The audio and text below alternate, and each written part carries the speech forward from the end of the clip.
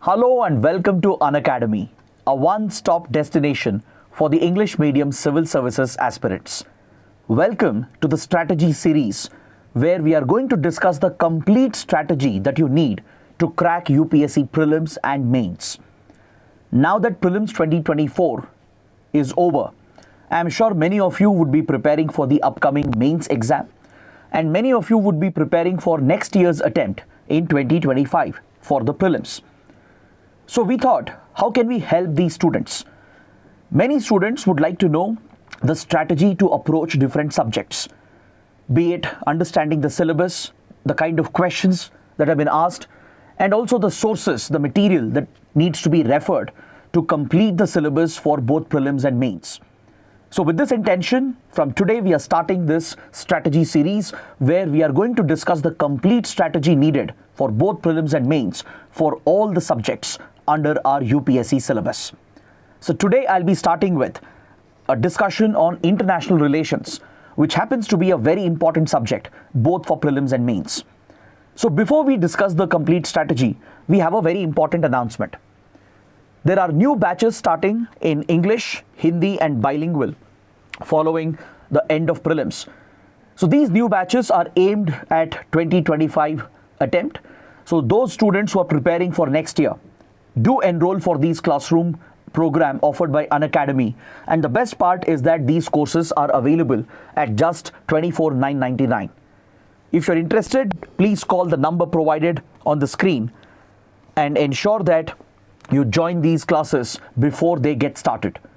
With this, let's begin with the discussion, and first I'll focus on the prelims phase of your preparation for international relations. So once we discuss the prelims strategy, then I'll take up the strategy for mains. See, generally I advise my students to never separate prelims and mains preparation. Never treat your preparation in silos such as prelims and mains. Never make such separation or categorization. Because this exam requires a holistic approach, a comprehensive approach where you integrate your prelims and mains preparation. But despite this, there would be a necessity to look at prelims and mains separately, especially with regard to some topics and some kind of questions that are being asked, which are slightly different from prelims and mains. So in that context, it's always better to approach with regard to the strategy needed for IR, first from a prelims point of view and then from a mains point of view. Now let's look at the trend of IR questions that have appeared in prelims question papers. In fact, previous year question papers, they are the best guide for us. They help us in setting the boundary for our preparation. It will help us understand not just the format of the questions. It will also help us understand what to read and what not to read. If you look at prelims question papers from 2013, since the new syllabus and format was introduced, initially there were 0 questions from IR. But gradually the importance of IR has picked up. On an average, we were getting around 6 to 8 questions in the previous years. But recently, in the last 3 years, there has been a significant jump.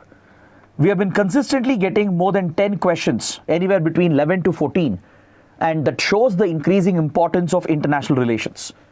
As India plays a bigger role in global geopolitics, as India has gotten more confident, more aggressive in its diplomacy, obviously, this gets reflected in our question papers as well, and in prelims, the importance of IR has gone up significantly, and that is why we cannot neglect this subject.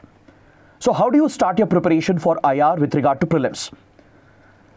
Apart from previous question papers, the syllabus given by UPSC is the second guide that we have available. The previous question papers give us the format of the questions, the topics that are more relevant. The syllabus sets the overall boundary for our preparation. Because a subject like IR is very vast, you need to set a boundary to your preparation. And you can do this by taking the help of PYQs and the syllabus. So if you look at the prelim syllabus given by UPSC for GS paper 1, interestingly, there is no mention of international relations at all. IR is not explicitly mentioned. But look at the first topic over here. Current events of national and international importance. So this is a very broad term. events of national and international importance would obviously include geopolitical developments as well that are of concern for India's foreign policy. So it's under this topic that IR related topics get covered, and this is where we have been getting so many questions in our prelims exam. Now, if there is no clear syllabus, if there is no defined syllabus for prelims, how do we approach the subject? That is the question many of you would have. So what I would do is, based on my analysis of the question papers of last 10 to 11 years, and based on the experience of teaching for many years, I have narrowed down some of the important themes that UPSC relies upon while making questions for IR. Depending on previous questions and the trend, we can identify that these are the most important segments from where IR questions have been picked. We have international organizations and groupings, indices and reports, map-based questions depending on the places that were in the news, developments involving India's interests, and few miscellaneous questions. So let's take a look at each category one by one with the help of previous questions. I'll show you some PYQ so that you get an idea as to what topics are being picked under each segment. And then I'll provide you the strategy, the best possible way to cover these topics so that you're fully prepared for next year's prelims. Let's start with international organizations and groupings. If you saw the recent question paper, 2024 prelims paper, we had this question on International Grains Council. Now, of course, I'll not sit and solve the question. That is not the purpose of this session. But I'll tell you why this question was asked. That way you will get to know how you can anticipate some topics. International Grains Council plays a very important role in food security and in ensuring supply of food grains from exporting countries to importing countries. The reason why this organization was picked for a prelims question in 2024 is because we have been facing a major food crisis as a result of various wars and conflicts and disasters that have occurred recently. The Russia-Ukraine war, for example, disrupted global food supplies because both Russia and Ukraine are major suppliers, producers of food grains. Correct? Similarly, climate change and climate-linked disasters, they have affected agricultural productivity and thus affected the supply of food grains, triggering food insecurity in many countries. So that is why such organizations were in the news and UPSC chose to ask a basic question on International Grains Council. So that way, if you focused on these developments, if you were aware of the ongoing food crisis in some countries and how supply chains were disrupted, you would have expected a possible question, you would have read newspapers, current affairs, where International Grains Council might have been mentioned. So that is how you can approach this particular segment. Look at this question from 2016. There was a question on a regional grouping, the Gulf Cooperation Council. Very simple question. Which of the following country is not a member? Answer is obviously Iran. But that is not the point here. The point is, why was GCC asked? Why were the member countries of GCC picked for a question? It's because in 2016, an internal division came up within the GCC. Qatar, which was a key member of GCC, was boycotted by the other members led by Saudi Arabia, UAE, Oman, Kuwait, Bahrain, etc.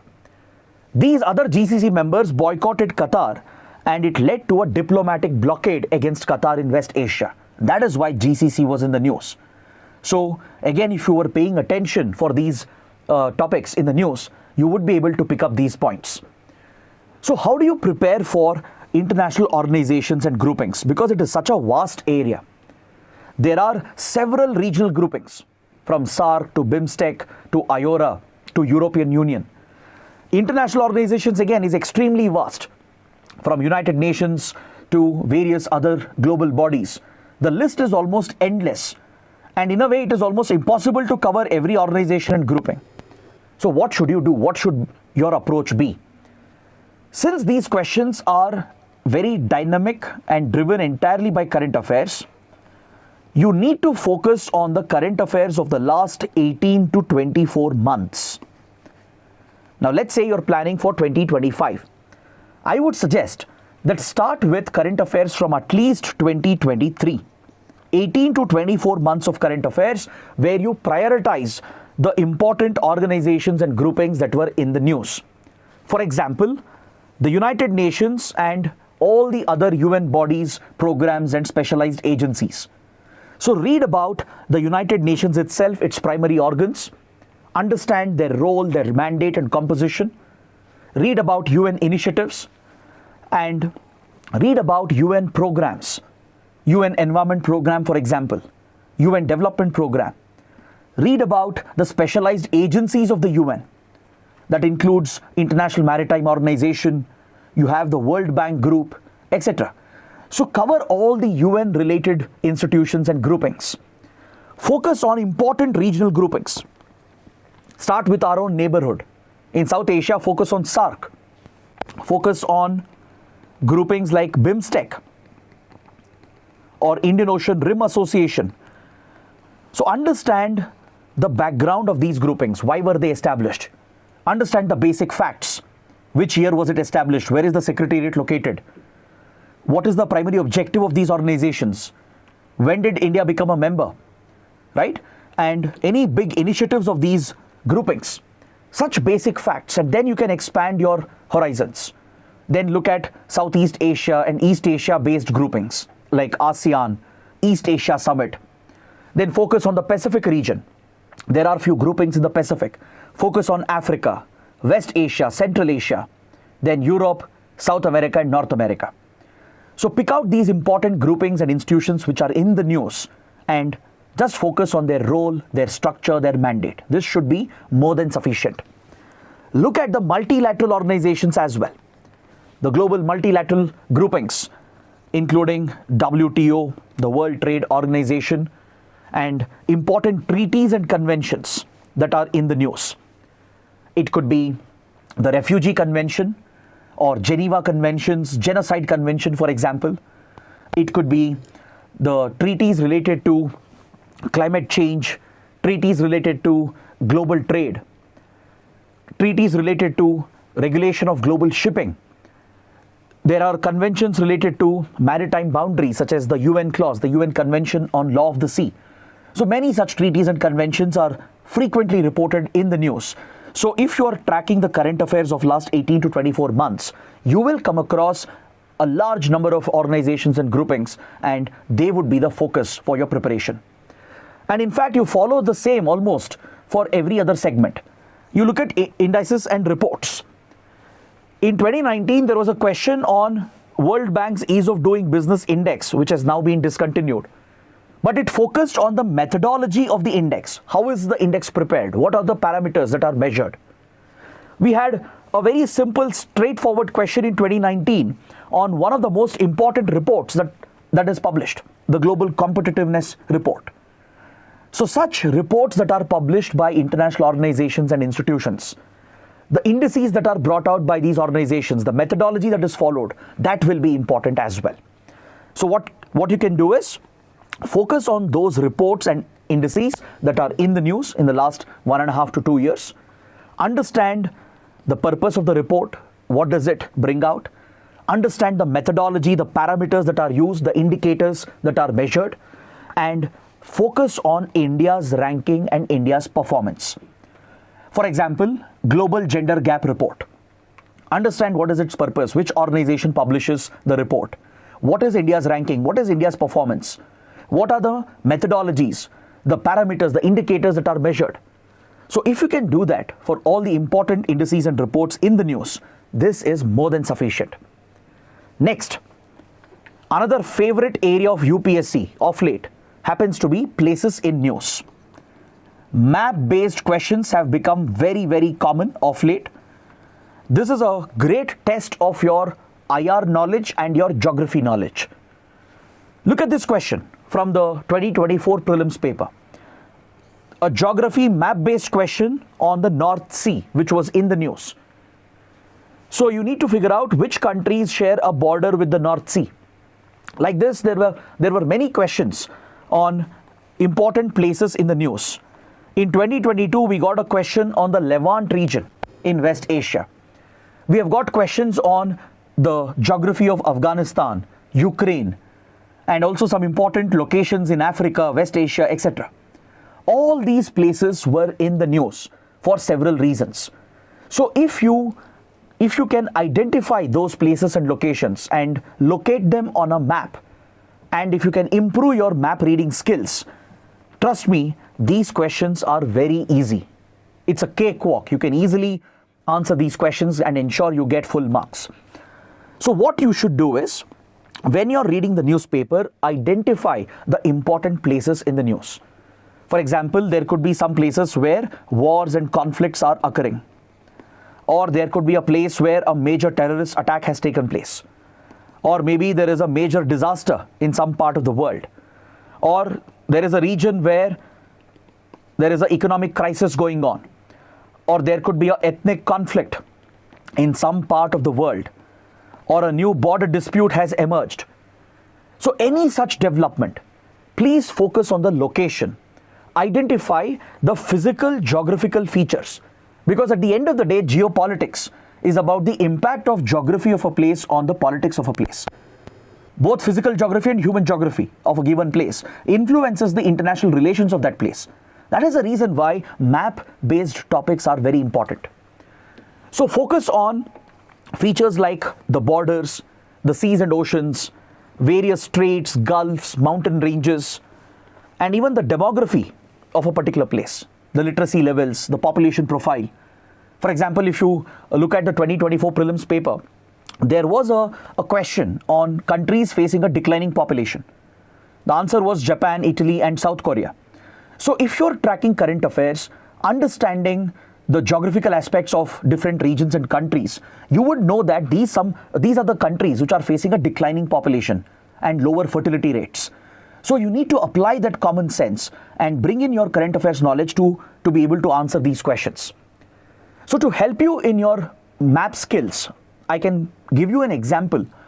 What you can do is, first of all, keep a good atlas with you, or if you're comfortable, you can use Google Maps as well. Whenever you come across these locations and regions, please make a note and open the atlas or Google Maps and start marking the locations and identify the important geographical features. Now, for example, here I have shared a map of the Indo-Pacific. So when I look at the map of the Indo-Pacific, there are some geographical features that really stand out. For example, there are few choke points in the Indo-Pacific region, like the Hormuz Strait over here. So I'll try to understand where is Hormuz Strait located, which countries are present around it.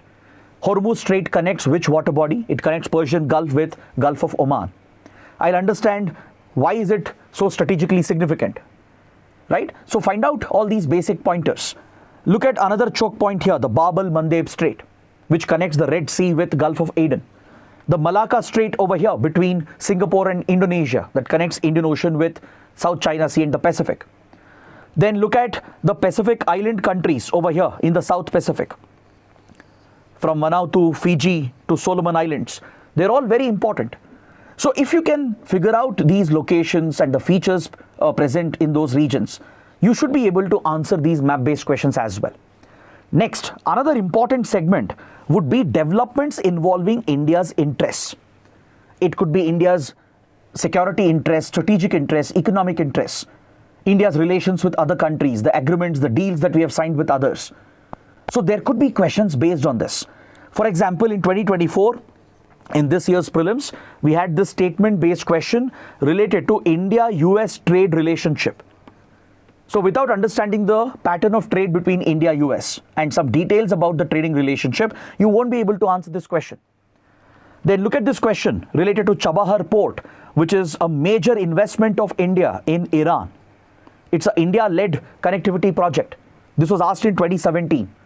Then look at this question a couple of years ago on the polar code, which was in the news, which would obviously impact India's interests in the polar areas.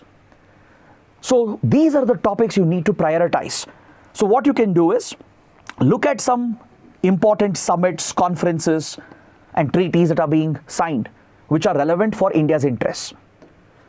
Look at some agreements and deals that India has signed with other countries or with other groupings and organizations. They're all reported in the news. Look at India's major investments and projects. For example, the INSTC project, the IMEC corridor, India's investments in Sri Lanka, India's connectivity projects in Bangladesh, India's strategic projects in Maldives.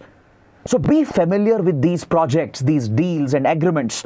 They're all related to India's core national interests. Also, keep an eye on global trends in technology, in international law, in global economy. Let's say global economy is going through a crisis. Try to understand what factors are driving the economic crisis. Or let's say there is a new convention or a new treaty being proposed. So focus on the legal aspect. Focus on the evolution that is happening in international law. Look at technological developments, artificial intelligence. How can it impact international relations? The new forms of warfare, hybrid gray zone warfare, the usage of drones in combat. So technology is disrupting warfare and geopolitics. So please focus on that. So if you are able to capture those trends and develop a basic understanding, you should be able to answer these questions. Next, there are a few other questions which I would classify into miscellaneous category or others category. For example, we had a question in the recent prelims related to Venezuela, because Venezuela picked up a border dispute with its neighboring country Guyana, and also Venezuela is going through a deep economic crisis and it was in the news. So a basic question on Venezuela was asked related to its oil reserves and its economic crisis. So this again is a very generic question that comes up. You can't really place this under any specific category as such. It requires careful observation of global developments. You don't need to know all the details here. You don't need to know why Venezuela is going through an economic crisis, or what is the nature of the boundary dispute between Venezuela and Guyana. Even with basic information, with basic updates, which is reported in the newspaper, you will be able to answer these questions. You just have to pay attention to these topics. Look at this question again from 2024 prelims. There was a question on military exercise Mitra Shakti, which is an exercise between India and Sri Lanka. So if you know these basic facts, you can easily answer this question. This was a elimination method question. You can easily eliminate the first statement because it's not with India Bangladesh, it's with India Sri Lanka. So by eliminating statement 1, you can easily get the right answer. So what you need is, one, of course, common sense and a general understanding of global developments that are happening. Look at this match the following question, again from 2024 prelims.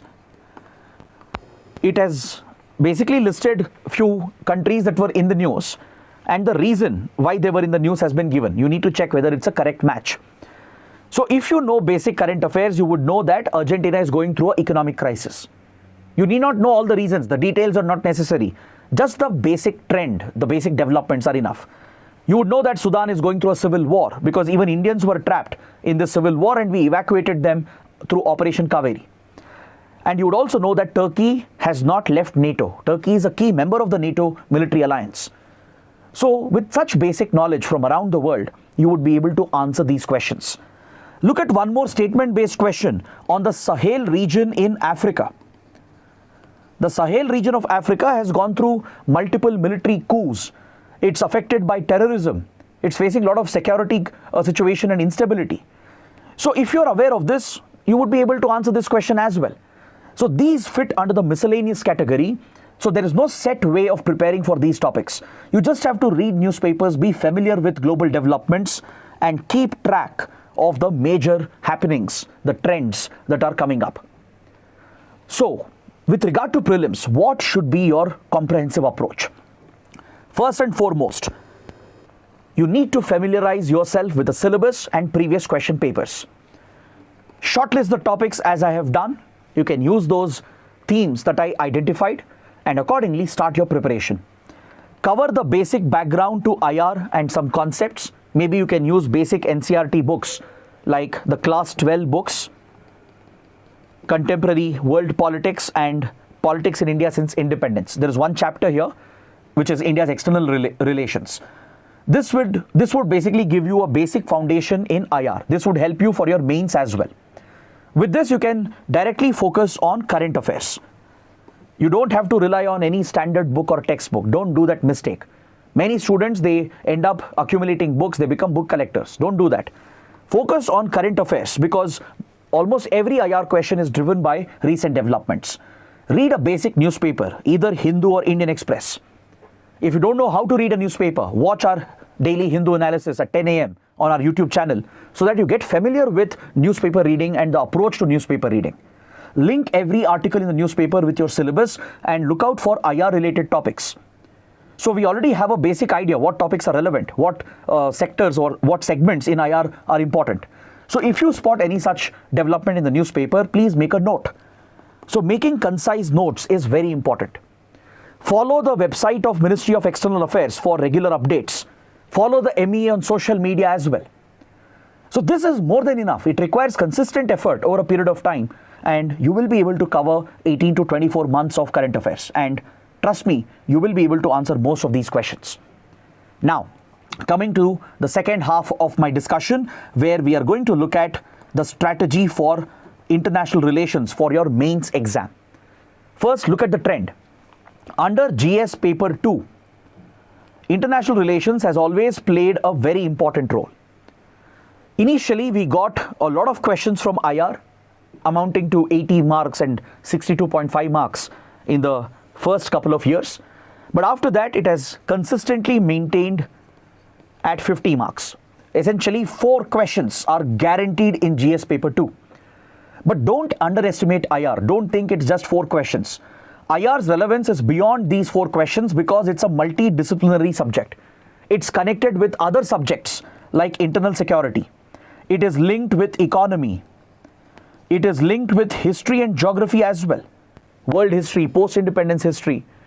It is connected with even disaster management, science and technology, environment and ecology. So whatever you read here, whatever you study in IR will not only help you in these 4 direct questions in paper 2, it could help you in other related questions as well in the other subjects. There could even be a possible essay topic for 125 marks from international relations. A topic related to our foreign policy or global geopolitics could be given as a essay topic. So it's beyond these 4 questions. That is the impact of international relations. So let's look at the syllabus prescribed by UPSC. Because when it comes to mains, UPSC provides the explicit syllabus chapter by chapter and there are 5 important chapters to cover. Let's look at these chapters one by one with the help of previous year questions. Let's understand the approach to your mains exam for IR by looking at PYQs and the syllabus. Starting with the first chapter, India and its neighbourhood. It essentially refers to South Asia, where India is located, and the Indian Ocean region. This is the immediate neighbourhood of India. In the past, we have got questions related to developments in Bangladesh in 2013. We had a question related to Project Mawsum, which is part of our neighbourhood diplomacy. We had questions on the SAARC, questions related to India-China trade relations and how China leverages the trade advantage to gain a geopolitical advantage with its trade partners. So as you can see, these questions are entirely from our immediate neighbourhood, from Indian Ocean, from neighbouring countries like Bangladesh, China, etc. So how do you prepare for this particular chapter? First and foremost, identify the neighbouring countries of India. Focus on the immediate neighbours. So there are 9 countries: Nepal, Bhutan, Myanmar, Bangladesh, Sri Lanka, Maldives, China, Pakistan and Afghanistan. We either share land borders with them or maritime borders with these countries.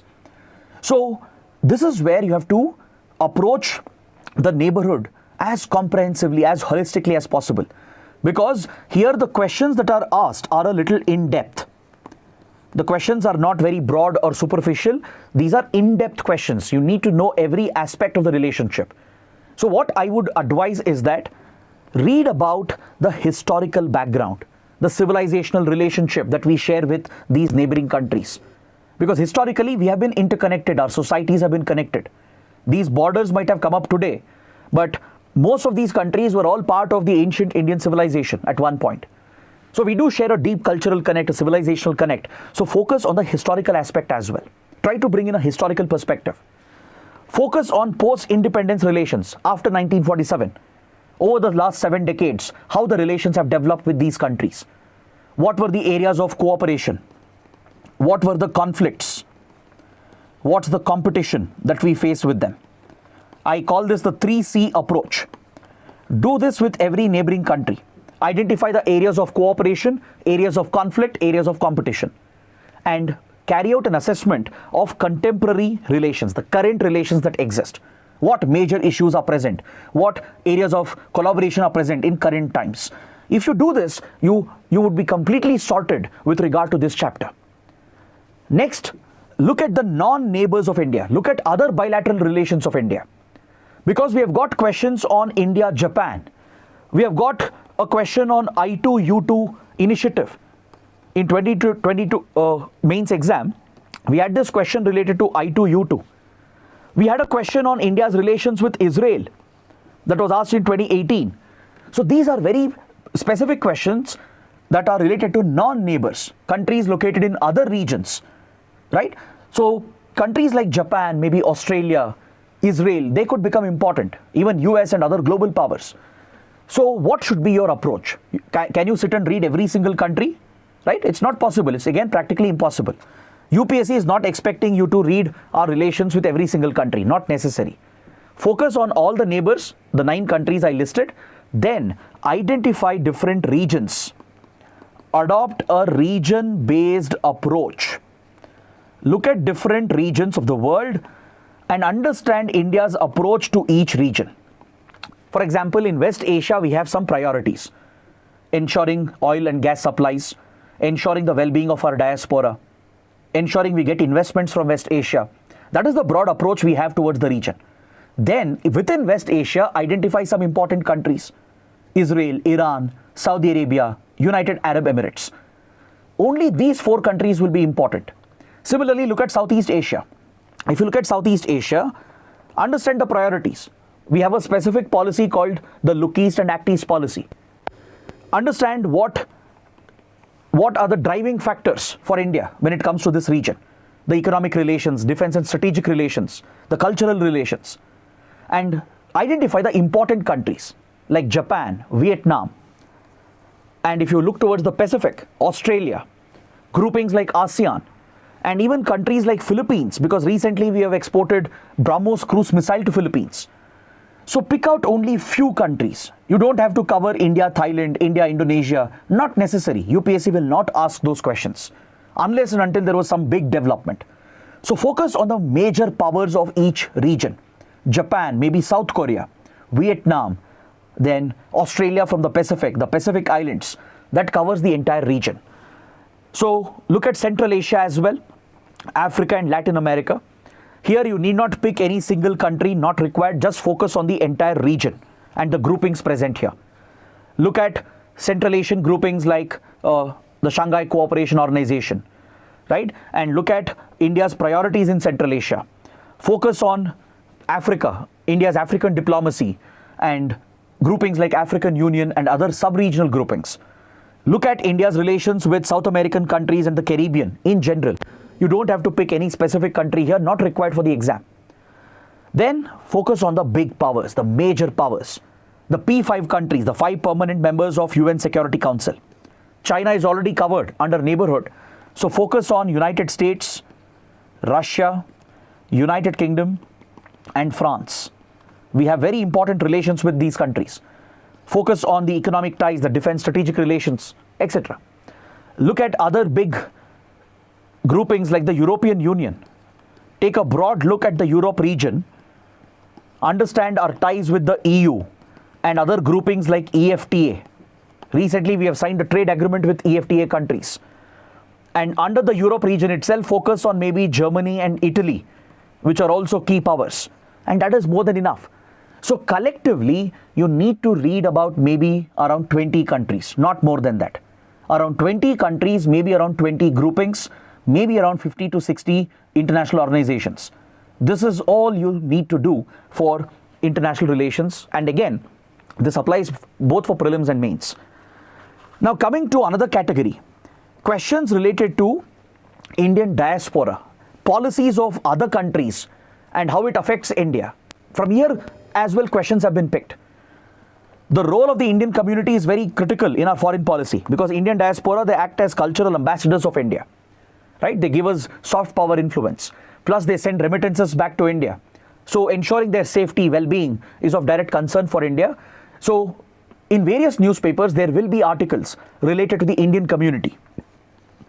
For example, wherever the Prime Minister is traveling, let's say PM Modi is visiting United States, he would interact with the Indian diaspora in the US. So there would be some articles regarding the contribution of the Indian community in the US. So just make some notes, write down those key points, and you will get questions based on that. Look at this question in 2020. It's about the role of the Indian diaspora to the economy of the America region and the European countries. Another question in 2017 regarding role of Indian diaspora in Southeast Asia. So that is the kind of question you can anticipate. Then look at these questions related to policies of other countries. Other developed nations, they will have their own policies, their own initiatives, and their decisions will affect India. For example, a security grouping called the AUKUS between Australia, UK and United States. So it's a military initiative between these three countries, a defense partnership, but it does have a bearing on the Indo-Pacific and affects India. Look at the tensions between US and Iran, tensions between Israel and Iran, or the complex relations between Iran and Saudi Arabia. Their policies, their decisions will affect Indian interests, and hence those topics become important as well. And the best way to cover these topics is again through your newspapers. Current affairs will help you find the solutions for all these answers. Of course, you need a background. That's why I'm recommending few basic books. But apart from that, it's all about current affairs for IR. There have been questions in mains from international organizations as well. We have got questions on International Maritime Organization, which is a specialized agency of the UN. We have got questions on World Trade Organization, World Health Organization in the previous years. So you have to selectively pick and choose some of the most important groupings and organizations that are in the news. So understand India's involvement with these groupings and institutions. Understand the role and mandate of these organizations. And based on that, you can easily build an answer to all these given questions. So what I would suggest is that with regard to mains, first identify a set of static topics that you need to cover in order to develop the required background and the depth of knowledge and understanding that is necessary to focus on contemporary issues. To understand contemporary issues, you need a good understanding of the past. So I have listed some topics here. Decolonization and the world wars, the Cold War, non-aligned movement, the Korean War and Israel-Palestine issue, the Suez Crisis, Vietnam War and the Afghan conflict, India's conflicts with Pakistan and China, our nuclear weapons program and our nuclear policy in general, the fall of Soviet Union and the end of the Cold War, the 9/11 attacks and the world after 9/11 attacks. These are some very important static topics that help you build the skeletal structure, the background that is needed for international relations. So cover these topics from any standard book available in the market and use your basic NCERTs to build that background understanding. You can use these class 12 textbooks, Contemporary World Politics from PSIR and Politics in India Since Independence, where there is one chapter, India's External Relations. Just cover these chapters from NCERT textbooks for your background and concepts and thoroughly understand the syllabus and previous questions as I have identified. This will help you shortlist the more important topics. Then, rely entirely on current affairs. You cannot miss your newspaper reading for mains as well. It's the same for prelims. That's why I said the approach for both prelims, mains is largely integrated. It has to be holistic. You can't really separate the two. Only for understanding purposes, we had a separate discussion, but preparation is by and large the same. Now, for example, let's say I'm reading about the Gaza war. I can't read separately for prelims and mains. I have to cover everything about the Gaza conflict. There could be some prelims related points. There could be mains related analysis. I have to cover everything comprehensively so that any question, be it in prelims or mains, I should be able to answer that. So make it a habit to read newspapers and please maintain your current affairs notes. This is going to be very, very critical. Follow Ministry of External Affairs. Look at the website of MEA. Follow MEA on social media. because that way you get updates regarding all the latest developments. And especially for mains, also follow a couple of important think tanks, because that helps you build your analytical thinking. Now, I did not recommend this for prelims, not necessary. For mains, referring to certain think tanks and their articles could be important. So we have ORF, Observer Research Foundation, and Manohar Parrikar Institute for Defense Studies and Analysis.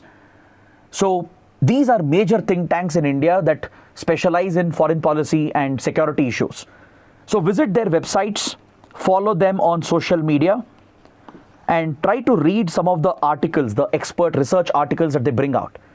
It will give you a lot of analytical points. It will help you develop your critical thinking, which is absolutely essential when you're writing answers in mains. So if you are able to follow this approach, trust me, you would be able to do very well, both in prelims questions and mains questions of international relations.